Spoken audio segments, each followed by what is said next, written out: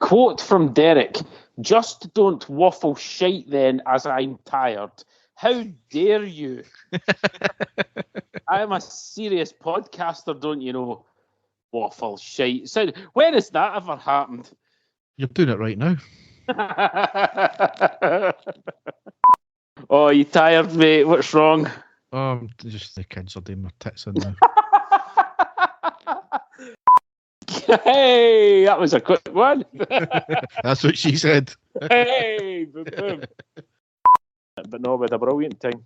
Excellent. You're crackling a lot, by the way. What are you doing? Crackling. You were tapping there and all. That better? That's better. Is it your scratchy beard? It is, mate. That's all it is, because I've not shaved in about 3 years.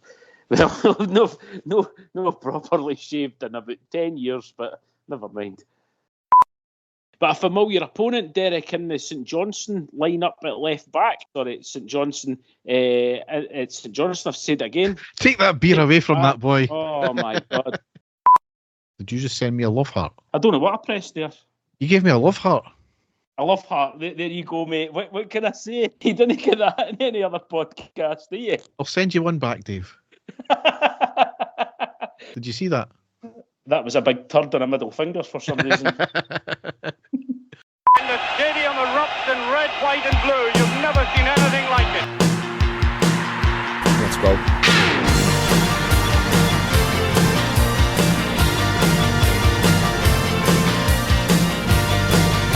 Manchester, brace yourself.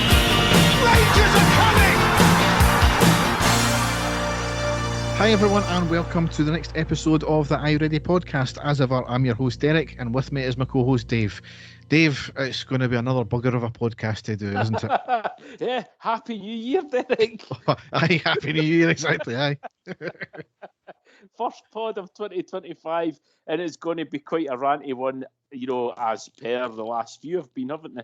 Yeah, pretty much. I mean, we had one semi-decent podcast a wee while ago, and then it's been kind of downhill from there, and it's just the way the season's panning out, unfortunately. Yes. But we'll try and keep it as light-hearted as we can. As you said, Dave, Happy New Year to everyone. Thanks for sticking with us. We'll see what we can do this year, but it's going to be another pain, isn't it? Oh dear. Yeah, so 5 games to cover. We'll try and keep some of them brief, but we will get into that, won't we? Yeah, we will do. Again, it's a very bipolar Rangers team, isn't it? Absolutely. So, without further ado, we'll go down the tunnel and onto the park.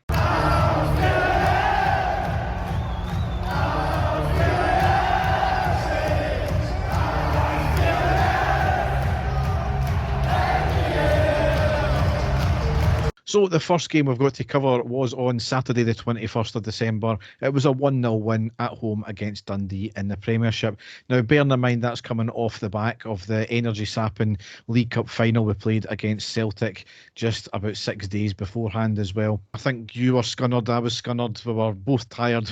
We never got a post-match out for that, so this is the game we're going to cover just now. So it was the 120th anniversary of Ibrox as well, the celebrations. There was stuff going on outside the ground, card displays, fire shooters, pitch banners, etc, etc. We also played in our change strip, Dave, didn't we? You got that for Christmas, I believe. It was, yeah, a surprise. I mean, Derek, I'm nearly 50 years old. I'm a bit old for football strips, but as soon as I seen it, I thought it's a commemorative strip.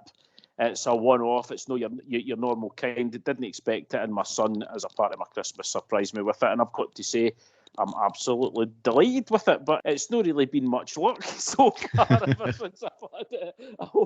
I was hoping it was going to be a lucky top to keep, but so far it's still been that great. Well, at least we won the game, which has got a habit of not winning the game, so... Yeah, that's true. Just before we get into the team, there was a late change of keeper as Butland was initially announced in the team, but he had to drop out last minute. It was explained in the pre-match press conference that it was a private matter. Turned out that his wife went into labour, so big congratulations to the Butlands there. He put a picture on his Instagram after the game with his newborn, and he was still wearing his training kit, so it must have been cutting it close, wouldn't he have?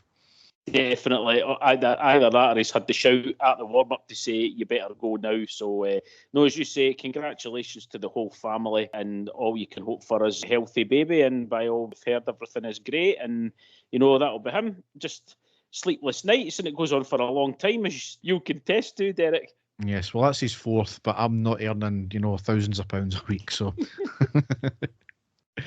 So we lined up Kelly, Tavernier, Sterling, Proper, Jefty, Raskin, Diamande, Danilo, Czerny, Hadji and Eggman. On the subs bench we had Munn, Ridvan, Cortez, Barron, Dessers, Barami, Dowell, Balogun and McCausland. So we won 1-0 overall. It was all us, 72% possession all in.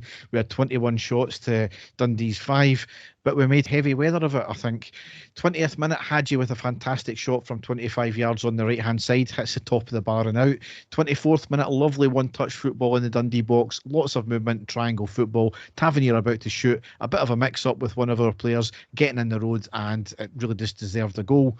29th minute, a stunning free kick from Tavernier from 25 yards from goal, up and over the wall, off the underside of the bar, off the keeper and then headed away. Really unlucky, that one there. A couple of chances here and there throughout the half. We weren't creating anything clear cut though, and that's how the half ended out. So really disappointing that there. It was going to be a slog.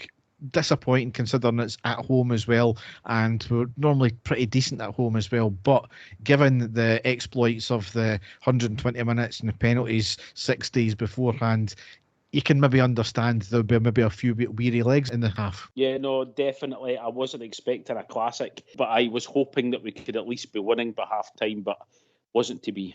No. Into the second half, though, on the 46th minute, we came out all guns blazing, as we seem to tend to do when we're struggling in the first half, and Czerny made it 1-0. The ball was played through to Czerny on the right from the halfway line. Dundee were playing a very high line, and they were completely caught out. We ran 40 yards with the ball on the right, rounds the keeper and slides it into the net. There was a VAR check for offside for some reason, but the goal stood. Brilliant goal, Dave. Great goal, and one of these guys that when we're needing a moment of magic, he's one of the few people that are stepping up, and certainly that was a very well taken goal. And as you say, to run that distance, keep his calm, slot the ball away like that, it's a fantastic goal. Yep. 50th minute, shocking challenge by Silla on Hadji. Hadji's foot was planted, caught him in the ankle with the studs, a yellow card given. Should have been a red every day of the week, Dave. This is going to be a common theme throughout the games we're going to cover. Refereeing blunders. 58th minute, Hadji never let that bad challenge shake him though. He had the ball in the back of the net after a lovely ball fed through to him by Proper. He got behind the defence, into the box, hits a shot through the legs of the keeper, into the net. However, it was instantly flagged for offside. Went to a VAR check and ruled offside. Correct decision, unfortunately. 62nd minute, Danilo came off, Barami came on. 69th minute, there was a nice 1-2 between Eggman and Hadji, ending on Hadji playing a ball through the defence on the left side. Eggman gets behind the defence, gets a shot off, but it was cleared off the line. Czerny came off on the 74th minute and McCausland came on.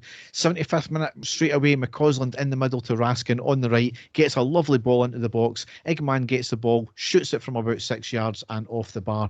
Probably a bad miss, that one there. 83rd minute, Eggman and Hadji off, Dessers and Ridvan on. 84th minute, a break for Dundee, just about to pull the trigger. Sterling makes up some amount of distance to get a great tackle and make the attacker sclaff his shot. 89th minute, Dundee feeds the ball through our defence. Kelly commits and misses. The Dundee player slips and the ball goes goal bound and it was cleared off the line. Was flagged for offside in any case. Only been 1-0 up, 9 minutes. We're living dangerously at this point here. 91st minute, a quick break with us initially going 3v1. Barami holds up the ball, which allows the Dundee players to get back, but Barami feeds it to McCausland on the right side, who has a heavy touch and ends up shooting over the bar. Bad miss, that one there again. 92nd minute, a quick break with a nice ball from Raskin into the centre to Dessers on the left side of the box, who has a shot and he hits the bar. How many times do we need to hit the bar in this game? It was all us. Dundee had a couple of chances towards the end there, but this is the problem. We're having so much possession and we're not making the chances count when we get them. I mean, we had 21 shots, but only 4 on target. One of them was a goal. So, telling story, Dave, about our decision making. It is. I mean, that's more than enough clear-cut chances to put the game to bed a lot earlier than we did. And as you say, right at the end, they are still hanging on, and anything could have happened. Dundee could have had a sclaff shot, deflection, they could have got a penalty, anything like that, and we hadn't saw them off at that stage. So we said it time and time again, we'll take the 1-0s, but we just feel that we need to be more clinical, especially with the amount of chances that we're creating. Yep. So it was 3 points. We'll be happy with that after the exploits, as I said, but still things to work on. However, the next game, Dave, Thursday the 26th of December, Boxing Day, that's when it all went tits up because we lost 2-1 away against St Mirren in the Premiership. Inexcusable, Dave. It is, and it's Thursday night. It's usually the night they would turn up, isn't it? I mean, Thursdays have been synonymous recently with Rangers actually going out and performing at a high standard, but this really was Christmas hangover, as you say, beating 2-1 away against St Mirren. We knew it was going to be a tough game, but again, expect a hell of a lot more from the team. I'll get into the game just now. The team that Philip Clement put out for this game was Butland, Tavernier, Sterling, Balogun, Jeffday, Barron, Diomande, Cherny, Barami, Igman and Hadji. On the bench, Kelly, Ridvan, Proper, Cortez, Dessers, Dibble, Raskin, McCausland and Danilo. So Barron in for Raskin. I'm not quite sure if he didn't want the risk of him getting another yellow card and missing the Celtic game or whatever. That's, what the talk was.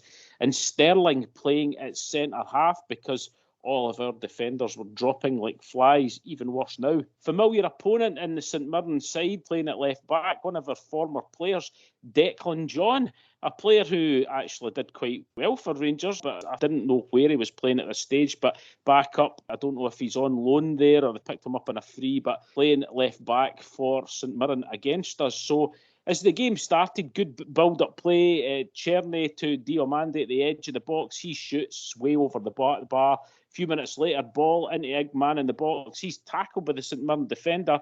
Seemed to make contact with Igman. The referee didn't give anything, just waves, play on, no setting, look, anything. I thought there was something in it.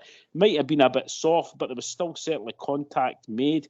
16th minute, St Mirren break. Balogun's closest to the ball. Then, out of nowhere, he pulls up, limping. The attacker gets the ball. Balogun keeps with him, still limping, manages to pull off a great tackle, put the ball away, but that was Balogun straight away. You saw him pulling up and you knew there was something far wrong, and that's even more injury problems. So he comes off in the 19th minute and Proper comes on in his place. But then in the 28th minute, disaster. St Mirren take the lead, and it's a long ball by the goalkeeper right up to the St Mirren striker. He goes into the box. It bounces. Butland runs out. I don't know what Butland was thinking about. The ball wasn't going anywhere near the box. Butland just runs out, collides with the striker. It was just a moment of madness. The referee awards a penalty. Butland's yellow carded. VAR reviews it, and the penalty is still awarded. But I don't know what Butland was thinking about there, Derek. Was it just a sudden rush of blood to the head or whatever? I don't know. As the sleepless nights got to him there, and he's just had a moment of madness, because I don't know what he was absolutely thinking about there. Just absolutely crazy. He was given a yellow card, which you had all the raving lunatics going, "Oh, that should have been a red card, should have been a red card." They wiped him out. Do they actually know the rules? For a start, it was a genuine attempt to go for the ball. He wiped out the player. It was a genuine attempt to go for the ball. And two, it was going away from goal, and it wasn't a clear goal scoring opportunity. So they're the two rules. It was a yellow card was the correct decision. Clearly a penalty, but why they were thinking it was a red card just because it's Rangers as usual, though. Well, it's funny you've got that, because the notes that I've got here, Michael Stewart desperate for Butland to get red carded, says it all. That's all I can say. You're talking about people that don't know the rules. He's been caught out time and time again, quite clearly not knowing the rules. But on the 30th minute, it was a goal for St Mirren because they stepped up from the penalty spot and fired the ball past Jack Butland. So disaster there. All came from their own mistake, but 1-0 to St Mirren. Rangers struggling to get any momentum. 38th minute, the St Mirren keeper grabbing across into the box. It was possibly the first real action of the first half, is what I've got here, and that was in the 38th minute, which just tells you everything you need to know. 42nd minute, ball into the box. Igman, he's back to goal, controls the ball, turns, shoots straight at the goalkeeper, unfortunately. And then 3 minutes into stoppage time, Diomande's yellow carded after he misplaces a header, and then he blocks the attacker running through. I think he took one more for the team there because the guy was about to run through with just a defender to beat, but it all stemmed from his misplaced header. So that was half-time. Really poor, offered absolutely nothing. St Mirren, although they didn't do much attacking-wise, the better team at that stage, and just a diabolical decision by Jack Butland at that stage to give away the penalty. So not looking good whatsoever, and crying out for changes into the second half, which the manager did at half-time. Danilo and Raskin is on, and Barron and Barami off. Derek, I don't know about you. I think I heard Barami's name maybe mentioned twice in the whole of the first half. He was completely anonymous in that game, and it's these guys that we paid a lot of money for that were looking to get something, but didn't show much at all. But anyway, into the second half, straight away, Rangers started playing better with a couple of subs that were made. Early chance, Tav to the byline, the ball straight across the face of the goal. Nobody running in, the ball was cleared, but still a very, very good ball put across. A few minutes later, ball into the box, falls for Igman. He lays the ball off to Danilo. He shoots and it's deflected, unfortunately, straight at the goalkeeper. But putting pressure on is what we wanted. Almost equaliser in the 58th minute. Czerny into the box on the right. He shoots, cracks the ball off the post, and it's cleared. Really unlucky there. We could tell that something was happening. We were still going on. Tav with a long-range shot. The keeper dives and saves. It's out to the right wing. The ball back right across the face of the goal. There's a scramble, and it's cleared out for a corner. Danilo with a clear shirt pull at that stage, Derek. Now, I don't know if you can remember it or not. I was screaming at the TV at the time. Nothing looked at whatsoever. And it was as clear as day. Again, absolutely nothing. VAR didn't look, and it was put out for a corner for Rangers. Diabolical. Did you see that one? I do remember that, yeah. From the corner, Rangers did get the equaliser on the 60th minute, and it was put in. It was punched away. It was back into the box. There was a shot by Igman. It was blocked. Then another shot, which comes off Raskin. It rebounds to Danilo. He's first to the ball, fires it past the keeper. Poacher's goal, Derek, but that's what he's paid for, and it's 1-1 to Rangers at this stage. And at that point, thoroughly deserved, I've got to say. Second half, once again, we came out all guns blazing, and it was all us. And we were unlucky with a few things. We should have been doing a wee bit better in decision making. A shot cleared off the line as well. We were justified to go in the second half, but it shouldn't be coming down to this. We should be making better choices when it's up front. We should be scoring a lot more than we are. Yep, 66th minute, nearly a tremendous goal by Igman. He shows his strength on the left wing, wins the ball, passes the ball into the box. It's laid off back to Igman by Czerny, but he blasts it over the bar. He had time to actually have a look and try and place it, but he didn't. Again, maybe a slight rush of blood to the head. I don't know. Blast it over the bar. It would have been fantastic. And then 2 minutes after that, Czerny with an absolute bullet of a shot just over the bar. But Derek, as you're going to get into, and as we've spoken about online, you were getting slated online about what do you want the manager to do here? What do you want the manager to do to change tactics? Stephen Robinson changed tactics straight away because Rangers, for the first 20 minutes of the second half, were all over St Mirren. They got the goal, and he could sense that Rangers were going to get a second. So what did he do? He changed the way that St Mirren played. He changed some tactics. He moved some players about. And after that chance there, Rangers were really limited yet again. 72nd minute, a corner for St Mirren. The header comes off, Proper's back, off the bar, and then it's cleared. So dangerous signs there. 77th minute, Yilmaz on, Jeffrey off. 80th minute, Proper gives the ball away really cheaply. The attacker through in goal. Raskin makes a great last-minute tackle and the ball's cleared. So you can see straight away we've lost our momentum because St Mirren have changed the way that they're playing. Dessers comes on in the 81st minute for Igman. There's a cross in the 88th minute. Right, the keeper spills it. It's cleared by the St Mirren defender, and the ball's away. And then 93rd minute, 3 minutes into injury time, absolute disaster. Now, Sterling, who I thought had a very good game at this stage, he's on the right wing. He's dispossessed, or he's at the right back area, I should say. He's dispossessed by the winger. There's a low cross into the box. It's held up by the striker. Basic stuff. He's back to goal. He waits and waits. There's no real challenge. He lays it off to the edge of the box, and the St Mirren midfielder, who just came on as a sub, hits a rasping shot into the bottom corner. Great goal, but through our mistake, Derek, St Mirren score, and that's one of the last kicks of the ball. So it was absolutely demoralising at that stage, the fact that we came back, but the manager was able to change it for St Mirren and get them back in. We can't seem to do that, Derek, and we end up getting beat 2-1. It's just not good enough. It's this whole thing about our manager has one system, the way he plays it, and he's not going to change. And when you've seen when he has changed the system for the start of a game and he continues to play that, we actually get something from the game. But it leads me to think now that he has no got a clue how to change games. He doesn't know how to read a game and make the tactical changes. Now, I'll say that that's not fully on him. That's on his background staff as well. They're watching the game as much as us. They've got analysts watching the game up in the stands and all that with their wee laptops and all that nonsense. Why aren't they influencing him to do that? Or is he just that strong-willed and pig-headed that he doesn't want to change things, that he doesn't want to accept it? Well, I don't know, Dave. This is the problem, and we'll get into it further down the line in a discussion about him, but this is my problem with him.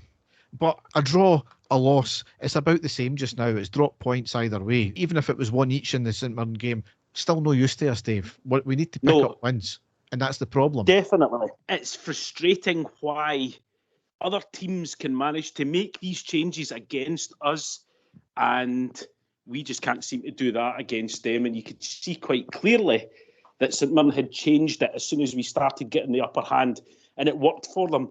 We just can't seem to do that for some reason. No. So into the next game, Sunday the 29th of December. It was away against Motherwell in the Premiership, where it was another piss poor result where we drew 2 each. So the alarm bells were ringing straight away when we seen the team sheet, Dave. Eggman and Czerny bench due to sports science. Or was it? I don't know. Pre-match, Clement was all over the place saying that the players came to him saying that they were tired. And then he said afterwards, the sports scientist said that they needed a rest. They went on to play 60 minutes of the game in any case, the latter half of 60 minutes. So why not play arguably who your 2 best players are this season? Play them from the start. If they're going to play 50, 60 minutes, allow them to play from the start, try and get the advantage, and then you can sub them off if they're tired. They still played the same amount of minutes anyway, what you slice it, Dave. There's a lot of discussion that has been had about he allowed sports scientists to dictate. Would you have seen Barry Ferguson? Would you have seen Bomber Brown? Would you have seen Richard Gough say, "Oh, sorry, I can't play the day, boss, I'm a wee bit tired"? No, you wouldn't have. And this is another frustrating thing with Clement just now. And he did say that, and I'll talk about it later on, is he did come out and say after the Celtic game, you know, I don't want to hear any more about squad rotation. We need to do that. The players can't physically play a game every 3 games.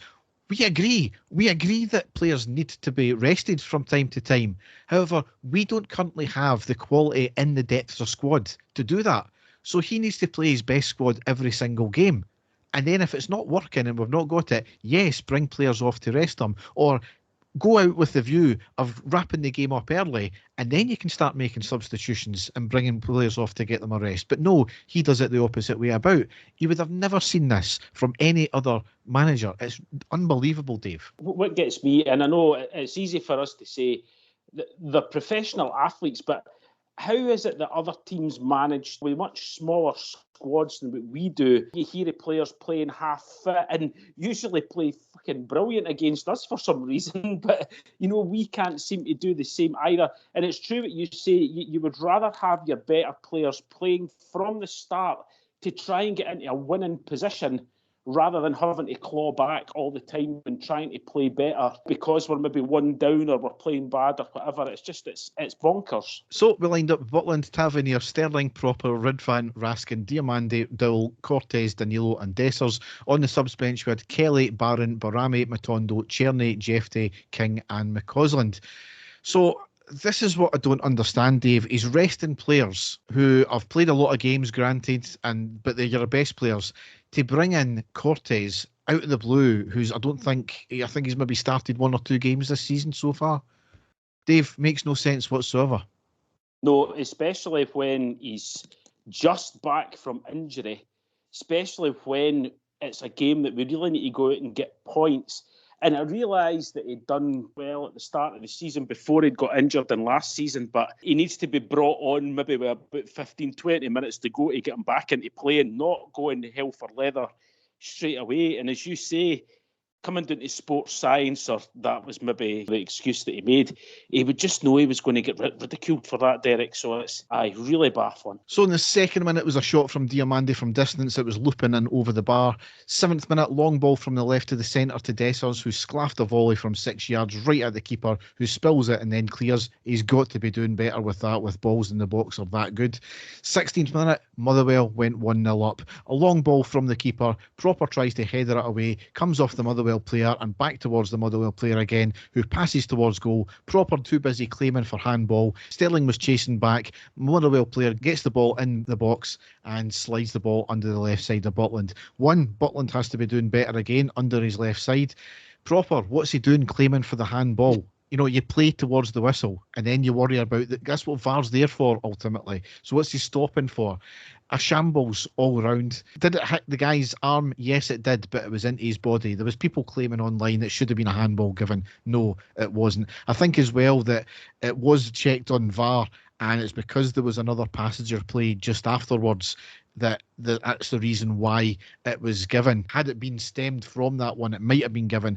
But again, this is where VAR is just making things up as they go along, because if you remember the goal that was chopped off for us against Celtic last season, when the ball travelled half the length of the park and it was 45 seconds later and there was a couple of passes and they chopped it off for a foul that far back. So yeah, VAR's just making things up as they go along here, but it was a poor goal to lose anyway. It was, and as you say, the thing that annoyed me the most, and you said it quite clearly there, one of the first things that you should do is play to the whistle. I don't know if Proper, because he'd made an arse of the initial passage of play, if he thought to Sello, well, I better do something, but he had time to try and get back and even try to put a challenge in it. He might not have got the ball, it might have put the player off. Sterling was left completely isolated trying to get back. So it all came from Proper there. Bad mistake, and there's no defence, therefore standing shouting at the referee while the play's still raging on. So it's down to him 100%. And as you say,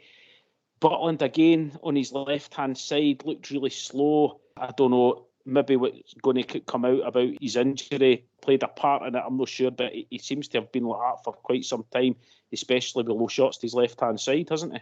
Yeah. 21st minute, Danilo with a glancing header just wide. 27th minute, Cortez with a volley over the bar. 29th minute was a VAR check after Raskin goes down in the box on the turn. No penalty was given. I would love to see that again because it's certainly a half claim, I would have said. 35th minute, Motherwell make it 2-0. A long high ball into the box from the right, header to the edge of the box to the Motherwell player, who heads it down to another Motherwell attacker, who turns and a good shot into the net. Nobody tight marking or putting tackles in. It was a great finish, got to put it that way, but once again, long high balls, no marking, and not putting tackles in the crunch times. I'm fed up, Dave. I really am. I can't add to any of that, Derek. You've said it straight away, exactly what's happened. It looks to me as if it's basic defensive errors that an experienced defender just wouldn't allow to happen, and it is happening. And as you say, it was a good finish, but it should never even have got to that stage. 40th minute, Cortez puts the ball wide from close range. 41st minute, Raskin with a shot from outside the box and goes wide, and that was half-time. So absolutely dire at this point here. Into half-time, 45th minute, Dessers and Dowell off. I mean, you could have picked a number of players there, but they were arguably two of the worst. And Czerny and Igman on. So they're the two players that were kind of, I would have said, came into the team from out the blue, and they're getting subbed at half-time because they've done absolutely nothing. We knew they would do absolutely nothing. Every man and his dog knew they would do absolutely nothing. They're getting hooked at half-time because they've done absolutely nothing. So what was the point of bringing them in and then bringing on your two best players of the team who shouldn't have been dropped in the first place? I hate singling people out, but we've said it time and time again. You know my feelings about Dessers, but Dessers, up until a few weeks ago, was a first-team regular. So you could say possibly fair enough, but bringing in Dowell from the cold, who has done nothing for Rangers his whole time that he's been there, like you said, everybody could see it was going to be a disaster, and that's what the first half was exactly. Yep. However, Eggman proving his worth straight away, because on the 48th minute it was a snapshot on the edge of the box and he went just wide of the right post, and then 2 minutes later he makes it 2-1. A cross in from the right from Czerny, knocked away by the head of the Motherwell defender to Danilo, who shoots, deflected off the post into the path of Eggman, who shoots high into net. There was a VAR check for offside, but it was ruled on and the goal stood. So straight away, the two players that you brought on making a difference. Brilliant. 53rd minute controversy, because Lennon Miller was given a yellow card for a stud shown challenge that caught the ankle of one of our players. I can't remember who it was exactly. The VAR check says it stays a yellow. For me, it was a red card. Much like Silla in the Dundee game, it was a red card every day for me. It was, and that young boy is a fantastic talent, Derek. He's not a dirty player at all. I've watched him, but that was a really, really bad tackle. The studs were up every day of the week. It's a red card. I'm sorry. It was a dangerous play. It was a danger in a fellow opponent. For it to get looked at, reviewed and everything, and still the same, says it all to me. It really does. Yep. Kettlewell got a yellow card for arguing with the ref for some sort of reason. I don't know why, because it's his player that was at fault here. So 55th minute, Czerny cuts inside from the right and has a shot and forces the keeper to put out for the corner. 56th minute, Motherwell on the right inside the box, cuts inside and shoots, and Butland saves and out for the corner. And then another strange one, Kettlewell gets a red card for after just being yellow carded. I don't know what he was even arguing about. Was it a continuation on? Just an absolute idiot there. 58th minute, Motherwell had the ball in the back of the net from a corner which Butland put into his own net. The Motherwell attacker tight on him, goes to VAR check and no goal. Dave, that should have been a goal for me. I think the arm was on Butland, but not enough to foul him, I would have said. Keepers get far too much protection, and I think the VAR review at the end of the week did say that goal should have stood, so we got off with one there. We really did. And, I was watching it and instantly I thought, what on earth is Butland doing there? Because I thought he was really poor, really weak. And it's not like him, especially with sort of high balls in. And I really did think that we got away with it. Thankfully, it went for us. But as you say, it shouldn't have. But we'll take that type of decision. But again, showing you that something is far wrong with these reviews that are coming in, because Motherwell really should have felt aggrieved with that one. Yep.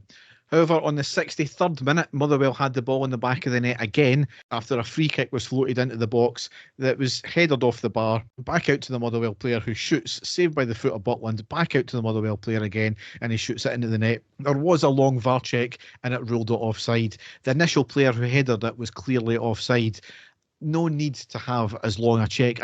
This is another thing that we've clear offsides like that. They're taking an absolute age over. Yet the likes of the Celtic one in the cup final, where it was a borderline decision, or it shouldn't have been a borderline decision, but they're taking 2 seconds to look over something where it was clear as well. Yep. Anyway, in the 65th minute, Cortez came off and Matondo on. And in the 68th minute, we drew level with none other than Eggman scoring to get his second goal. The ball was fed to him just inside the box from midfield. He switches feet, has a superb shot from the left side into the bottom right corner.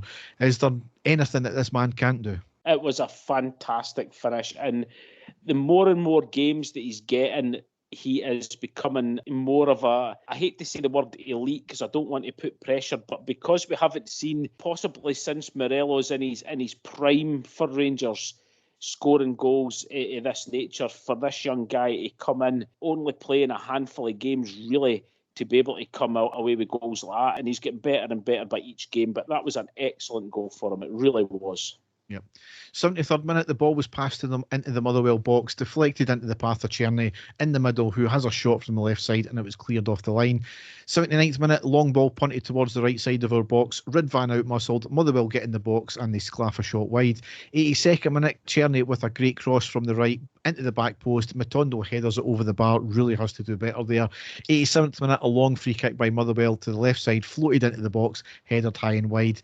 90th minute, Diomande off, Barami on, and there was 10 minutes of injury time because there was so many VAR checks. So this is why Czerny and Eggman ended up playing 60 minutes anyway. And on the 95th minute, the ball was crossed from the right, headed away, but only to Danilo in the box, who shows great control to back heel flick it up to himself, has another touch and shot over the bar, and that's how the game ended out. So another set of drop points, Dave. Disgraceful. Set of drop points, which I think could have been avoidable if our first choice strongest 11 had played for the start of the game. Derek. That's the way I feel about it. We're finding chances.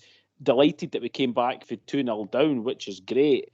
Fighting spirit, but still not enough. But we really shouldn't have been in that position in the first place anyway. So, as you say, just disappointing end result there and more drop points. Yep. So, from the absolutely ridiculous to the absolutely sublime, because on Thursday, the 2nd of January, at home against Celtic in the Premiership, we absolutely annihilated them 3-0. Dave, it was a one-sided affair because we were outstanding for 90 minutes, and that's something that we've not been able to say, bar maybe a couple of games this year, isn't it? Yep, Europe aside, where we've put on some fantastic performances, this is definitely the best performance in the league this season, and it shows that we do have the players to do it and to come away. We just don't have any consistency, and it's basically all it is. I said it at the start of the show, and I hate saying the word and using it as an example, but it's a bipolar Rangers. It's like, we're seeing the best and the worst of the team sort of week in, week out. And this game, I think we should cherish this game, Derek, because we'll probably not see another game like it with how well we played. But the team that he put out, we knew before the game started that defensively we were all over the place with so many players out injured. We were going to have to play players out of position. We were wondering what defence he was going to put out. So the team that he put out straight away, Derek, and I don't know if you want to get into the injuries or not first of all, but Jack Butland not making the game. He was ruled out a few days before it because he's got an internal bleed in his leg. We're not quite sure how that was, and he was taken to hospital. So we knew straight away that Kelly would be in goals. James Tavernier was also ruled out, so we didn't have a clue who was going to play it right back. It turned out it was Ridvan, left back, playing it right back, and what a game he had.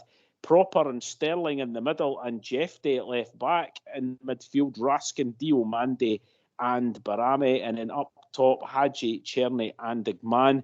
On the bench was Munn, Cortez, Barron, Dessers, Matondo, Dibble, King, Fraser and Danilo. So we were fearing the worst, let's be honest. As soon as we saw the defence, we were definitely thinking that we were going to get defeated here. The vast majority, I don't know a single Rangers fan I spoke to who was feeling confident before the game, and I take it you were the same. Yeah, I mean, I held no hope whatsoever for this game, given the run we had been on, and given Celtic were on a decent run themselves, the exact opposite from us. In terms of the Butland thing, it was a completely weird one because the story broke that he was rushed to hospital, a serious internal bleed. He clarified it later, saying that he had a significant bleed on his leg, but basically all is fine. A strange one that with Butland, so we'll see what comes of that there. Raskin was made captain though, that was the interesting thing. It's discussions like this that you have with other Rangers fans. Who is going to be captain? Who's been there the longest? Who do you think's got the biggest captain mentality of the team? Who everybody looks up, who could get everyone going? And I suppose if you think about it, it really had to be Raskin. There wasn't really anyone else there that had been there longer. Perhaps Hadji, I don't know, but certainly on the day, Raskin was absolutely tremendous and it was a good choice. So now, Derek, you might be able to answer this question. I don't think you will, though, because before the game, obviously we had the laying of the wreath in honour of the 66 lost lives, Stairway 13 in 1971, as well as other fans who tragically lost their lives during the time at Ibrox through other tragedies that had happened there, which was very fitting, along with the minute's silence that was held impeccably by the support before the match. But we also had the Living Cup ceremony, which was held. Now, I was of the impression, Derek, that the chairman, other dignitaries from the club, as well as the away team that were involved in that, but absolutely no one from Celtic there. Am I correct in saying that, or is that something that it's only certain clubs that take part in it? But I thought it was any club that was the first away club to come to Ibrox for the start of the year.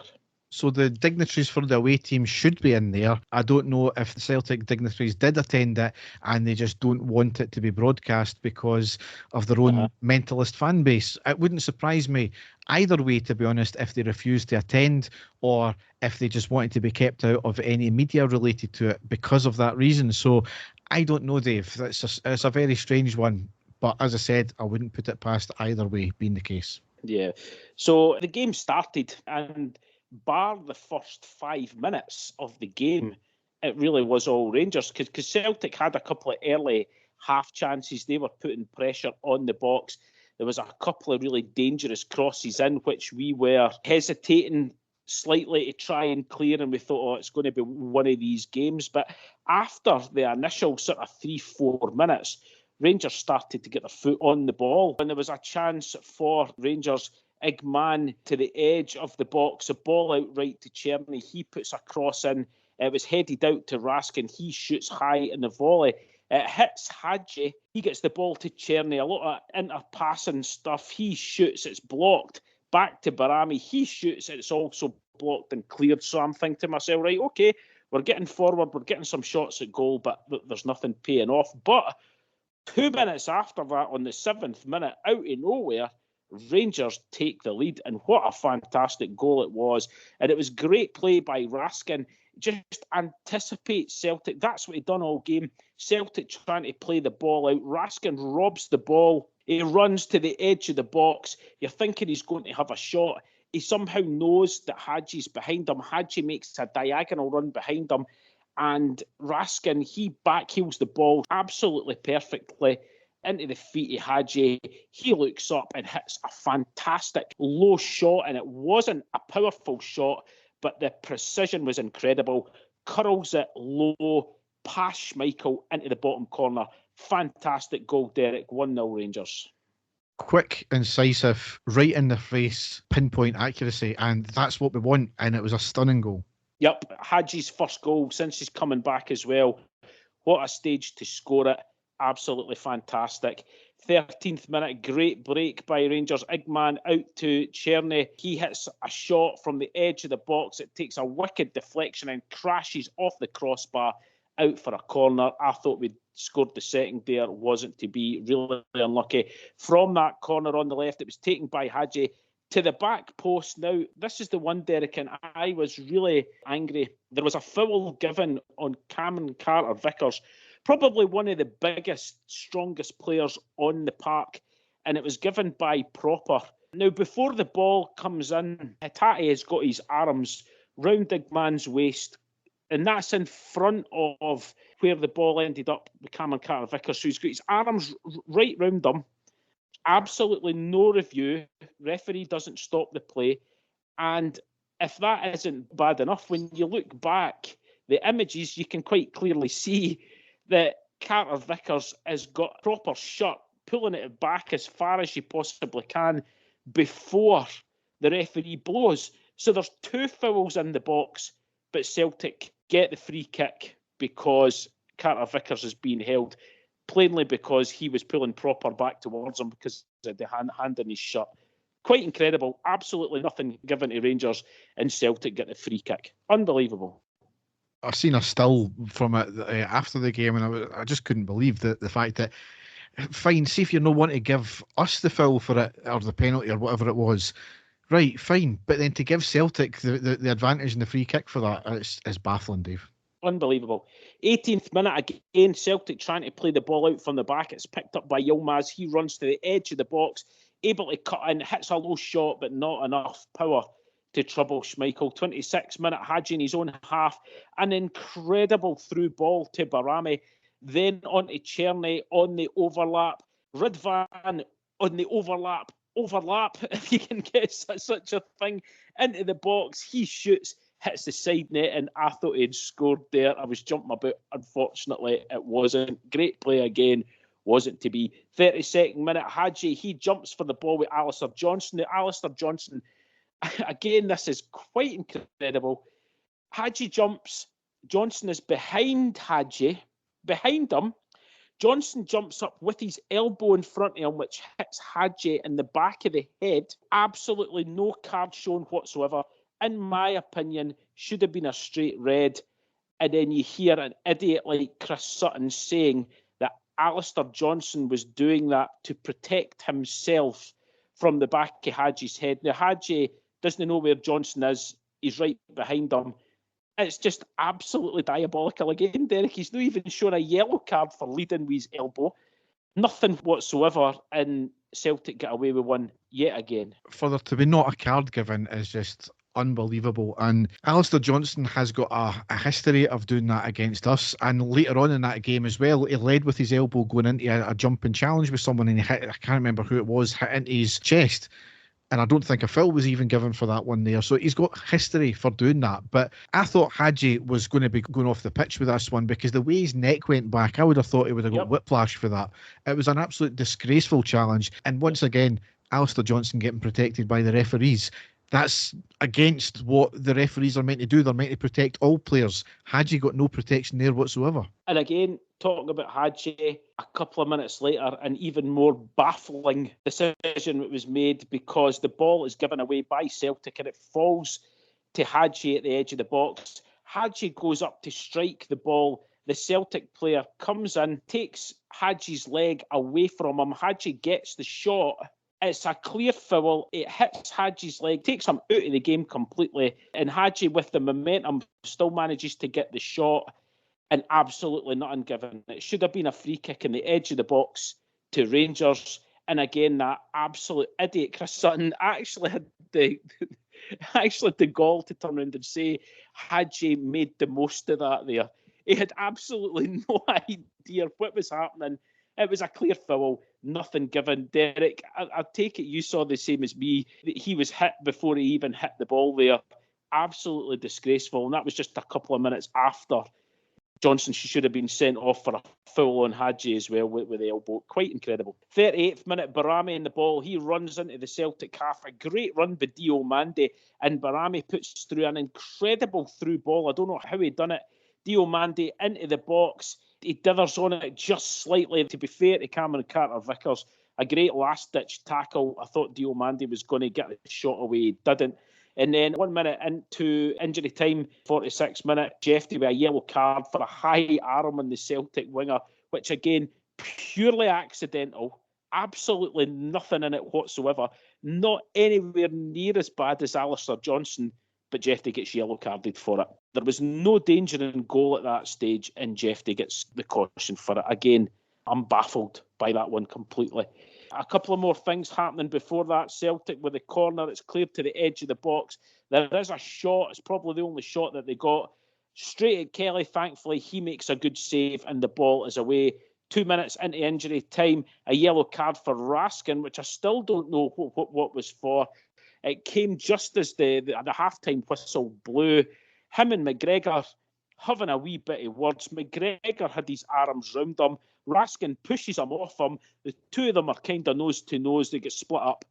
Raskin gets yellow carded. So there's 2 yellow cards for Rangers players, Derek, in injury time, which are absolute. There's nothing in it whatsoever. And yet Celtic have got away with it time and time again in the first half. Absolutely shocking refereeing. The Jeffrey thing, I don't mind as such getting a yellow card. His arms were flailing completely accidentally. He did catch him in his face, and I think it burst his nose. It was a complete accident, and he never meant it. But I can understand why that was given. But the problem is when you've got a clear leading with the elbow challenge into the back of the neck, which could have seriously injured someone, and you're getting not even a card for that, is a disgrace. So we've said this all along, Dave. We don't want special treatment. We just want fair treatment. That certainly wasn't fair treatment. The whole Callum McGregor-Raskin thing, an absolute joke of a decision. Raskin, fair play to him, called it out after the game, and it's because Callum McGregor had already been on a yellow card. Anything, both the players were at it. Both of them should have either been given no cards or both of them given a yellow card. You see it in every single game. A bit of handbags from each player. Each player had their hands raised. Give them a yellow card each, and that just kind of calms the situation down. That's what normally happens. So why in this case did Raskin only get a yellow card? Because both the players were at it. That's what Raskin called out. That's what everybody should be calling out. And it's because Callum McGregor was already on a yellow card and he would have been sent off had he got another yellow card. This is where referees don't give themselves any favours, because he's given Celtic there preferential treatment because he's deemed that, and I'm saying this clearly because this is exactly what it was. He's seen, I can't really give him a second yellow card for this because that'll send him off. I'm sorry, a yellow card offence is a yellow card offence. It doesn't matter if they're already on a booking. it needs to be dished out. You either book both of them or you don't book any of them. The referee has absolutely shat it there. A disgraceful decision. I am of the opinion, Derek, that there shouldn't have been any yellow cards shown there. I am of the opinion where the referee needs to show some authority, grab the two of them, separate them and tell them, I'm not having that here. Final warning by the two of them. I think that would have been more than enough, because I don't think there was enough in it for a yellow card. It was handbags started by McGregor trying to wind him up, having his arms on him, and then Raskin shoving him off, and the two of them having words. Referees should have been in there shouting at the both of them, enough or you'll both be yellow carded, end of. That's how I think it should have went. But unbelievably, it was Raskin that was shown the yellow card, which, and as you say, I'm delighted that he called it out as well after the game, and that's all it was. But there you go. But anyway, half-time, great first half for Rangers, completely dominant.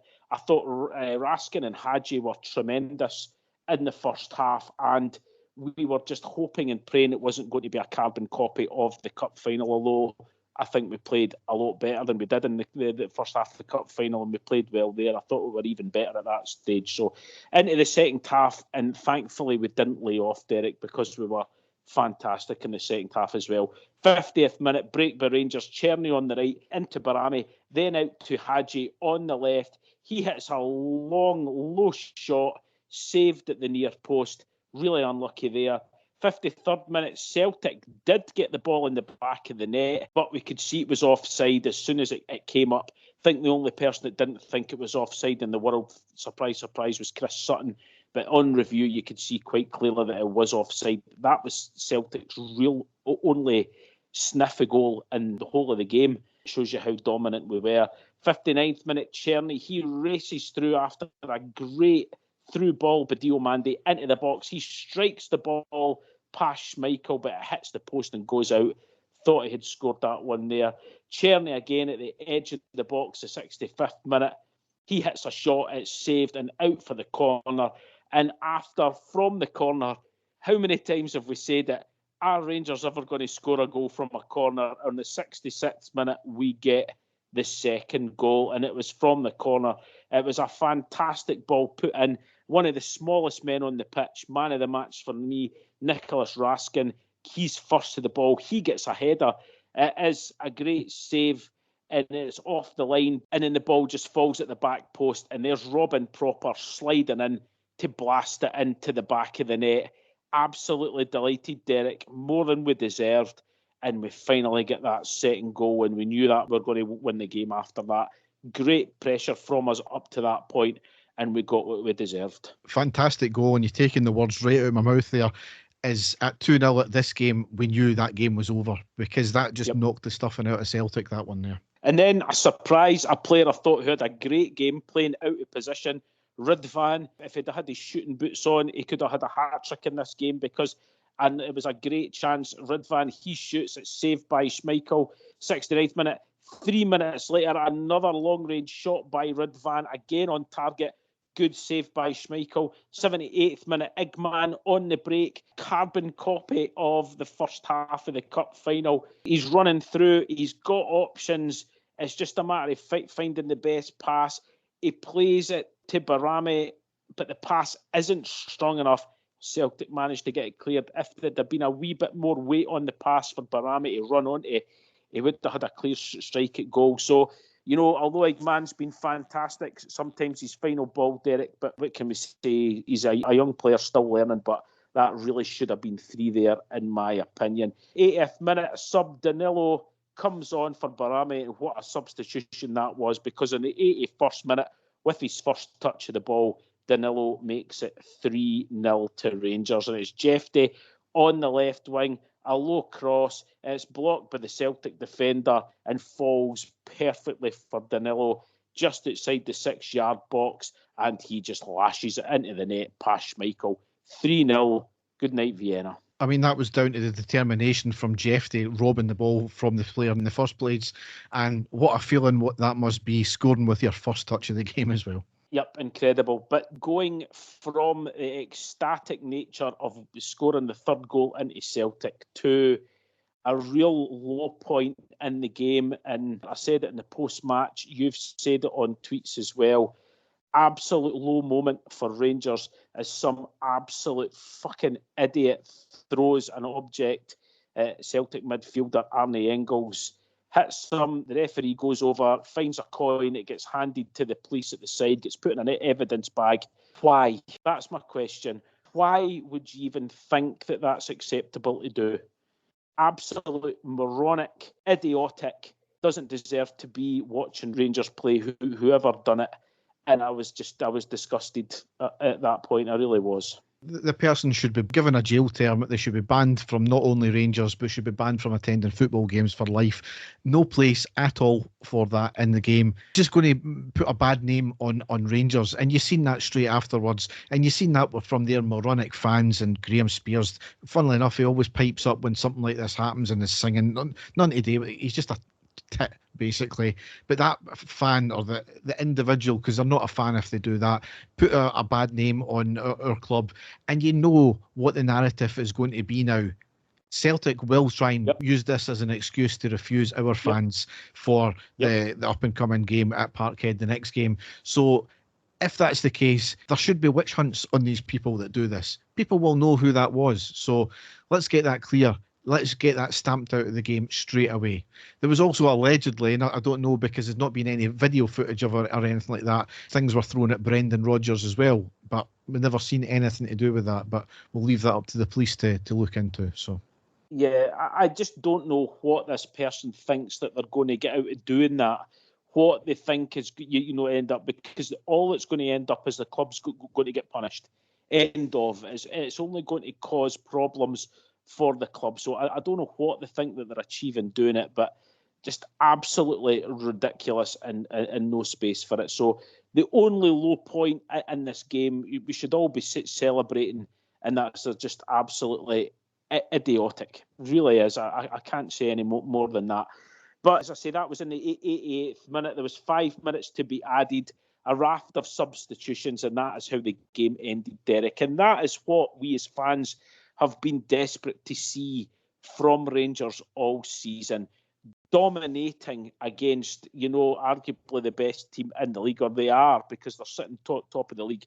But we absolutely annihilated them. They'd done nothing against us, and that was with a makeshift defence, 2 players playing out of position, our 3 first-choice defenders all missing, a goalkeeper missing. For us to pull off that performance was incredible. Every single player played well. They all did their part. And like I say, special mentions to Raskin and Hadji. I thought they were tremendous all game. Yeah, absolutely unbelievable. And here's the thing, as much as we dominated the game, you look at the possession stats, 39% possession for us, 61 for Celtic. However, we had 24 shots, 9 on targets. Celtic only had 4 shots in total, only 1 on target. So is that not a clear indicator that, see, this whole tippy-tappy football, playing at a back, and, it doesn't work, because we've just been beaten on possession stats apparently there, but look at the amount of shots we had and on target. That's the reason why we won the game. We got in their face when we needed to, we allowed them time on the ball, and we just went at them when we needed to, and we hit the shots when we needed to. Yep. Does that not tell a bloody story to the Rangers staff? Get your act together when it comes to this. Anyway, time's pressing on. We'll go into the next game. So we went from the ridiculous to the sublime, and now we're going back to the absolute fucking ridiculous. Because on Sunday, the 5th of January, we drew 3 each against Hibs in the Premiership. I'm not going to cover this in great depth, Dave, because it was just a shambles. It really was. Bar 25 minutes at the start, an absolute horrendous shambles. Yep. Weirdly, it was an unchanged starting 11 from Celtic. It might have been the first time Clement's actually been able to do that in his Rangers career. So we lined up Kelly, Ridvan, Proper, Sterling, Jefty, Raskin, Diamande, Cherny, Barami, Hadji and Eggman. Subs bench, we had Munn, Cortez, Barron, Dessers, Matondo, Enciala, Dill, King and Danilo. Straight away from the off, we were outstanding, and we got our first goal on the 4th minute with Igman scoring. Hadji, who put fantastic pressure on the defender, wins the ball back. He was fouled a couple of times going away from goal, however managed to skip by them. A lovely flick ball to Igman, who plays it wide left back to Hadji, who gets into the box. A lovely cut back to Igman in the middle of the box, and a first time strike into the net. Unbelievable from Hadji and Igman there. Yep, and a great finish as well. Instinctive finish with the left foot and a great start to the game. Yep. 19th minute, Igman makes it 2-0. We worked the ball to the left. Barami with a lovely floaty cross into the middle and an absolute stunning header by Igman into the post of Stamp. That was a work of art, that goal. I think you need to repeat that because we've not heard it for so long. A cross into the box and a header and a goal. When was the last time that happened? I've actually spoke to quite a few fellow Bears out there, and we've been talking about it. When was the last time that you've seen us a great cross into the box and a header? We'd been talking about corners before that, no scoring. There you go. That was what I was looking for, and Igman showing that he's got that in his locker as well. As you say, an absolutely tremendous goal. And then at that point there, Tom Miller basically said the game's over at this point, 2-0 up. We were absolutely pummeling Hibs at this point. Yeah. We were taking them apart systematically, having chance after chance, making their keeper pull off a number of good saves. And then our arses collapsed. On the 32nd minute, Hibs made it 2-1. A free kick from the left floated to the back post. A bit of header keepy up. A shot was blocked. More header keepy up. Knocked to the left side where they had a player in space who had a shot into the bottom right corner. Poor defending. Overall, I would have said, I did say in the post-match, though, that I'll give the defence a wee bit of leeway, though, because it was difficult to try and get control of the ball when it was so many headers up in the air in the box and people had their back to goal. But we need to be getting players in proper positions and not allowing them the opportunity to do that. So that's where it was poor defending. But what was annoying about the whole thing was that Hibs had one chance and they managed to score. I know what Tom Miller was saying, with the amount of chances that we had, we should have been 3 or 4-0 up by that stage, but we weren't. And we gave Hibs the chance to come back into it. And, Derek, I want to say, yet again, the Hibs management changed tactics because we were all over them at that stage. And they changed it. They changed personnel. They changed positions to make it more difficult for Rangers, something that when we're in trouble don't seem to be able to do. No, we don't. And basically from there, for the rest of the game, our arses basically collapsed. They absolutely knocked the stuffing out of us. How often does it happen, especially in Celtic games, where we lose a goal against them and we just absolutely collapse from there? We have a wobble and it just continues on, and that's what happened for the rest of it. Hibs goal knocks the stuffing out of us, and it was really scrappy and nervous for the rest of the half. Into the second half, really, really not much better. On the 58th minute, they got a penalty. Started with Diamandi doing some great work to win the ball back. Then needlessly gives the ball away in the exact next move when he tried to pass it up the park.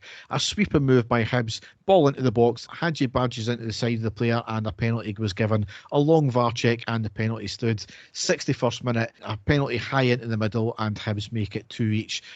A lot's been said about the penalty. Dermot Gallagher came out today and said that shouldn't have been given a penalty. I think it was of the soft variety. I think if it had been outside of the box, I don't think it would have been a foul. I would have loved to know if it would have been given if it was up the other end of the park. I would have taken it, obviously, if it had been given up the other end of the park. It was of the soft variety. I do think it was clumsy from Hadji, so I think it was probably the right decision. I might be in the minority with that one there. I think you definitely are, Derek. I've watched it. I actually watched and listened to what that clip you were talking about with Dermot Gallagher and 2 ex-professional players said, and they were all arguing about it. Dermot Gallagher basically said, oh yeah, I can see why it's been given. And then once the 2 players had argued their point, he kind of changed his mind at that stage and said there was really nothing in it and shouldn't have been given. Hadji was in front of the player. He was going for the ball. It was a sort of challenge on challenge, both players going for it. It was more like a 50-50 to me. And for some reason, the referee's given it very, very soft penalty. And that got Hibs the equaliser at that stage. And it was just a disaster. Yeah. So really, absolutely shambolic from there. We never really played much better. 70th minute, Barami, Hadji and Sterling off, Cortez, Danilo and King on. Sterling actually came off injured after twisting his ankle in a non-event of a challenge.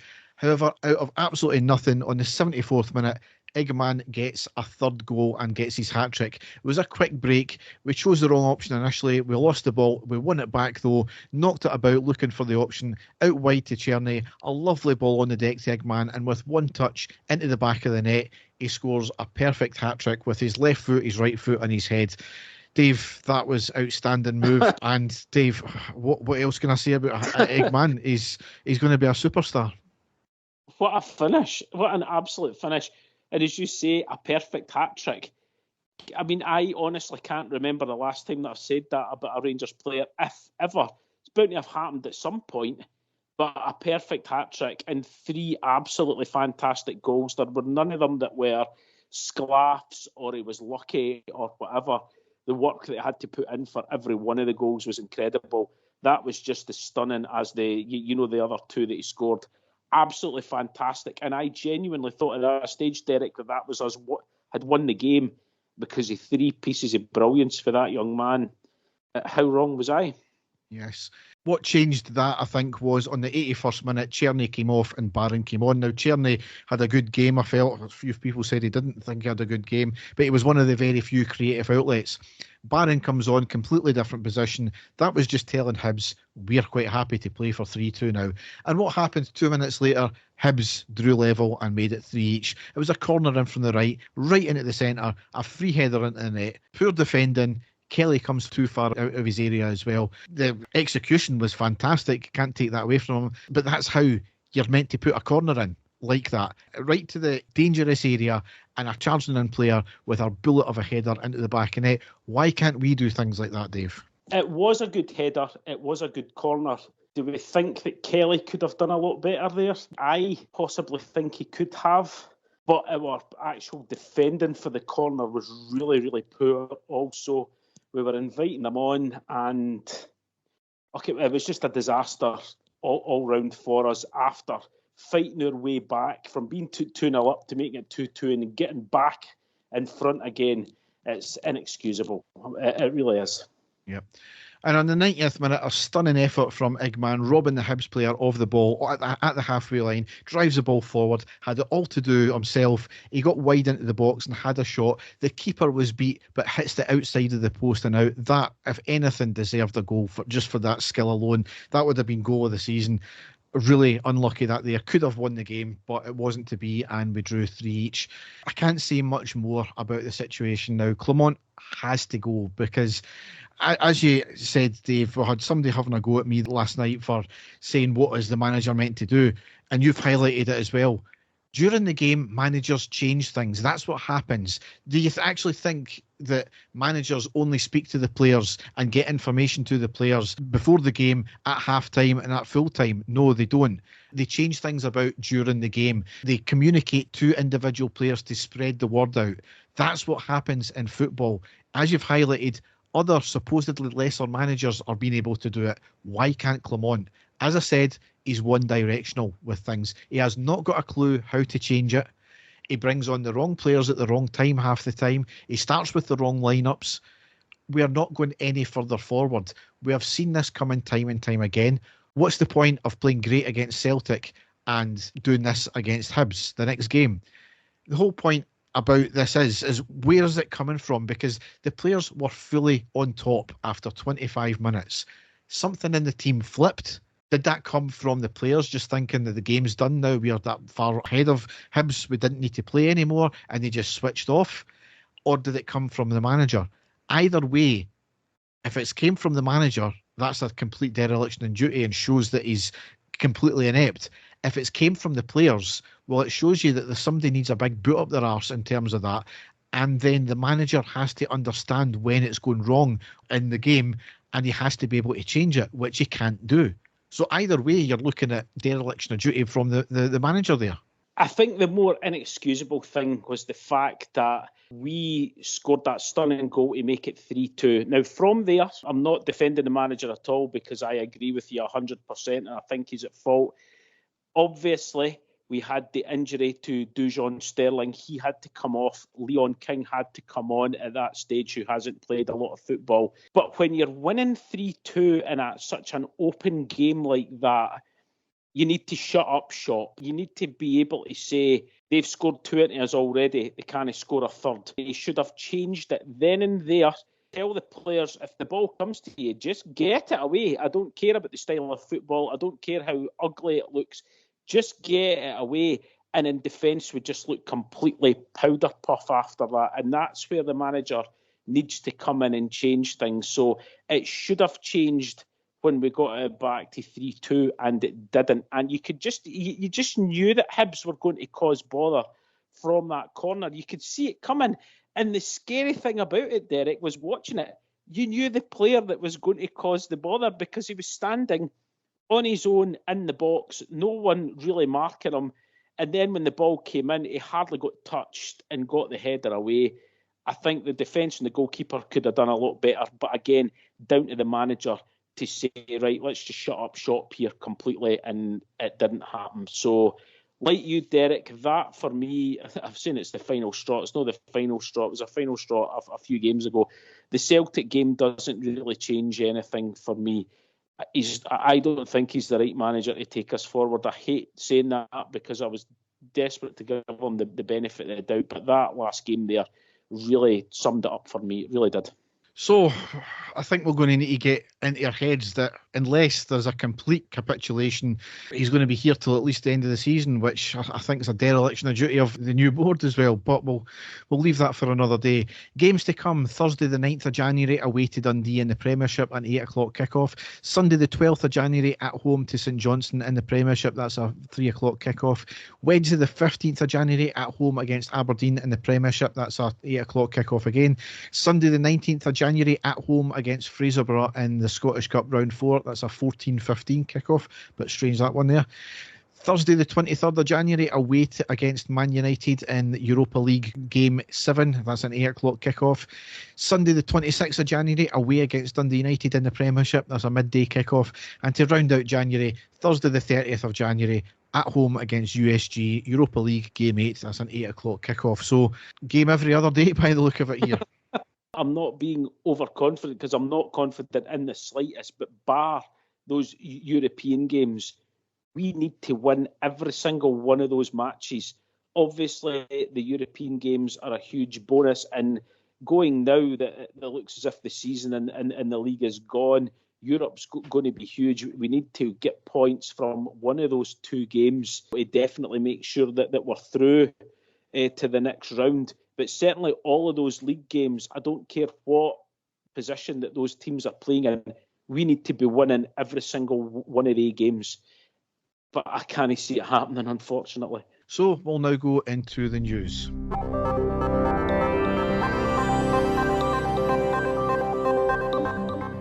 So a few bits and pieces to cover here. The first one was the fact that the VAR2 at the League Cup final were given prominent appointments in the Boxing Day games, one of them actually being with the Celtic game as well. Yeah. That prompted Rangers to issue a statement saying Rangers FC has contacted the Scottish FA to express serious concerns and ask several questions regarding the swift reinstatement of the 2 of our officials involved in the officiating failure during the recent Premier Sports Cup final.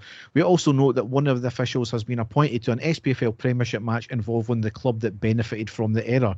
The Scottish FA's actions raise questions about their commitment to improving officiating standards and fostering accountability. While Rangers FC fully respects the independence of officiating appointments and the need for referees to operate without interference, how the Scottish FA handles such high-profile fixtures directly affects its credibility and public confidence.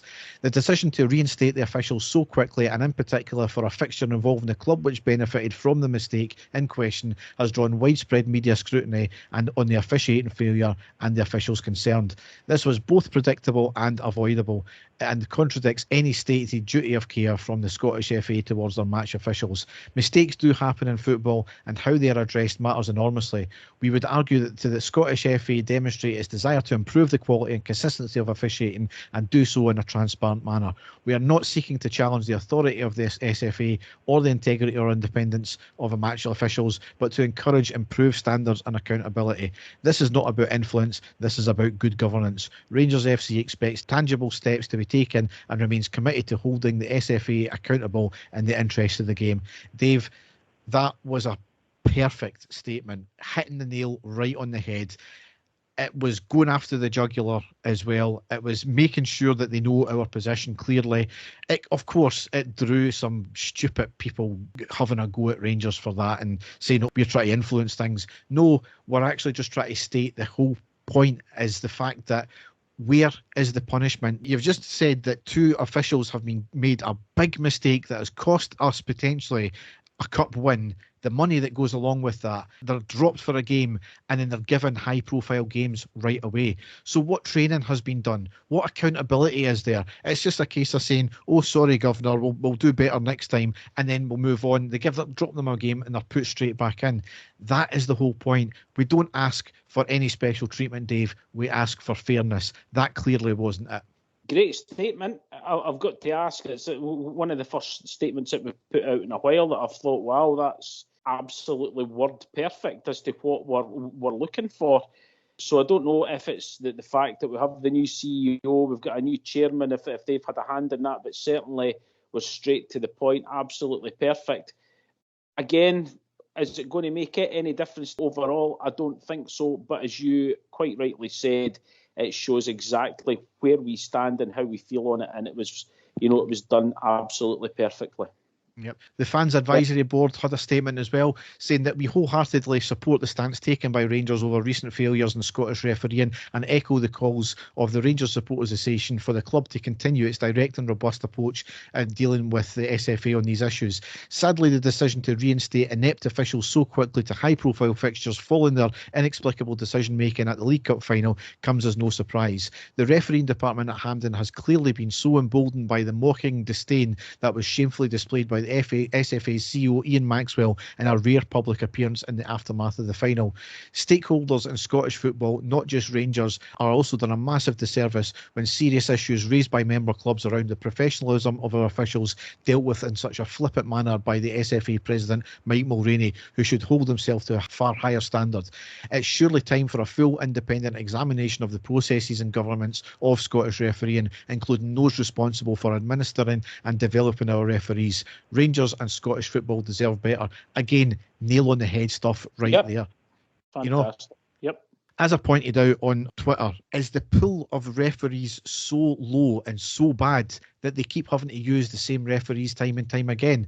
I've had it on good authority from a Grade 1 referee in Scotland that the same referees were getting the same high-profile games because they were trying to keep up. They had a certain quota of UEFA-appointed referees that they had to referee a certain number of high-profile, top-tier games for them to keep that UEFA standard. So that's the reason why other referees weren't getting bled into the top-tier games in Scotland. When your standard of refereeing is so low as it is, why are you not getting the referees in? This is why full-time referees are the only answer to this, or it's the only start of the answer.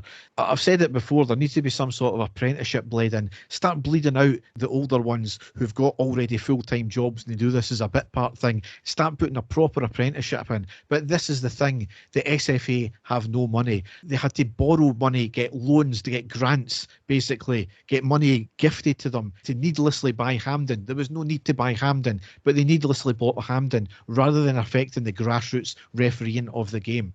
This is the type of shit that the reason why our league will never go any further. If it's not TV deals, it's refereeing, it's league makeup, it's decisions like this that are underhanded. This is why we're a backwater in the footballing world. And it's easily fixed as well, Derek. It's simple things that could be implemented. in Scottish football that they don't seem to be able to do. And, incredible decisions that are used, money used for other things, and it could be easily fixed. But for some reason, they just don't seem to be able either can do or want to do it. Next thing, apparently Greg Mailer has been appointed our new communications director. He's currently at Brentford working as their corporate affairs director, and he'll stay there until his contract ends in April. But he's previously worked with the SPFL, SFA, and was head of media comms at both Hibs and Manchester United. So it's certainly a step up from having a former Northern Irish councillor as our comms director, isn't it? Yeah, it certainly is. And again, possibly what our new CEO is bringing to the club with the connections that he's got. So certainly behind the scenes looks as if we're going in the right direction. Yep. Next, apparently we've also advertised for a legal counsel post as well. So I think there was somebody in post there and he's moved on. He's doing something else now, so they're looking for a replacement there. Next thing here, Robbie Fraser has joined Livingston on loan until the end of the season. He made his first team debut with Rangers in May. It's his first time out on loan as well, which is quite surprising. So I know he was trying to get bled into the first team. It never quite happened. So send him out on loan. That's the best thing that can happen just now. Yes. And the last piece of footballing news here is I've got the SPFL finally had the tribunal for the Conor Barron compensation fee. It was initially reported at £600,000. Aberdeen came out with a statement afterwards saying that it was actually £640,000. There's plus a £250,000 of potential add-ons and a further sell-on, not knowing how much that sell-on is.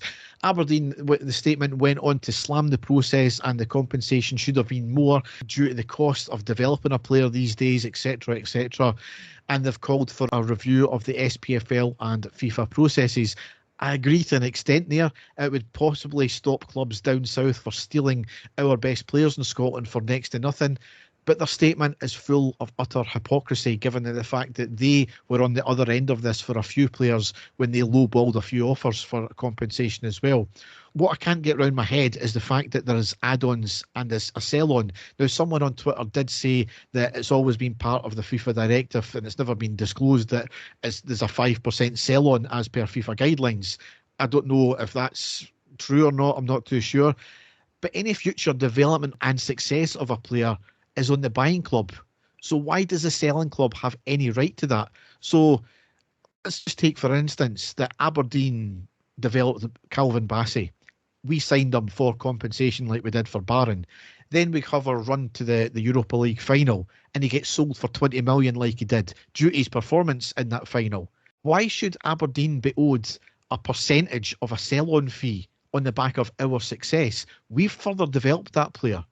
It should be a sell-on or compensation. It shouldn't be both. But if that's part of FIFA processes, I don't know. It seems a bit of a joke, that one there, to me, though.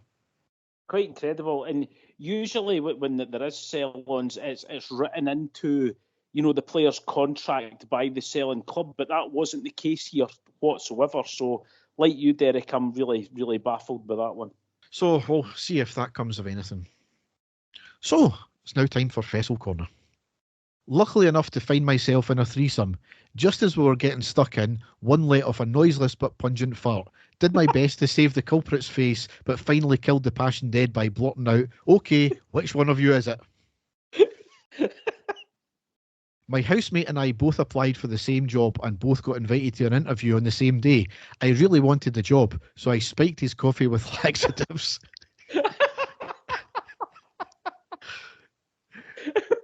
He missed the interview because he was too busy shitting. I went to the interview on time. I didn't get the job. That's class. When sitting down on the toilet, and I suspect a large bowel movement, I pull down an imaginary lever or make a karate-like hand gesture to make it all happen. I started checking my stools when I got to 30. I've noticed that they vary in colour from a light mushroom beige to a rich chocolate brown. My resolution for 2025 is to record the colour of each stool, average them, and calculate the Pantone number on the 1st of January 2026. Oh, dear. And to wrap it off, full house for Christmas, including kids' partners. After games and karaoke, I nipped upstairs for a dump. A cavalcade of pent-up farts heralded shits sounding like a barrel of snails being emptied down a well. I was met downstairs with silence. Karaoke mic was in the dressing gown pocket. Oh, no.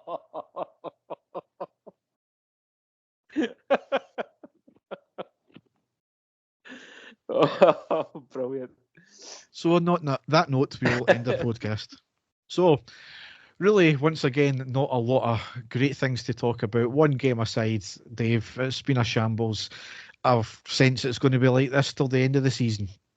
Definitely. I can just about guarantee it, Derek. We've got serious problems now in defence with players being out, especially coming up for our next game.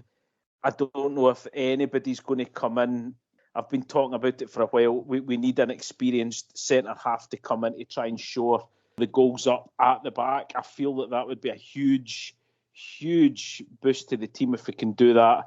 Whether or not the manager is going to stay in place or not remains to be seen. You seem to think that he will be there till at least the end of the season. There's just more questions than answers at the moment. We know that we can play incredibly well, but we also know that we've got absolutely, we've got no resilience to keep going and keep playing like that game after game. So it's everything's up in the air at the moment. Yeah. So all that's left to say is thanks for listening and goodbye. Take care, everyone. Bye-bye. And the stadium erupts in red, white and blue. You've never seen anything like it. Let's go.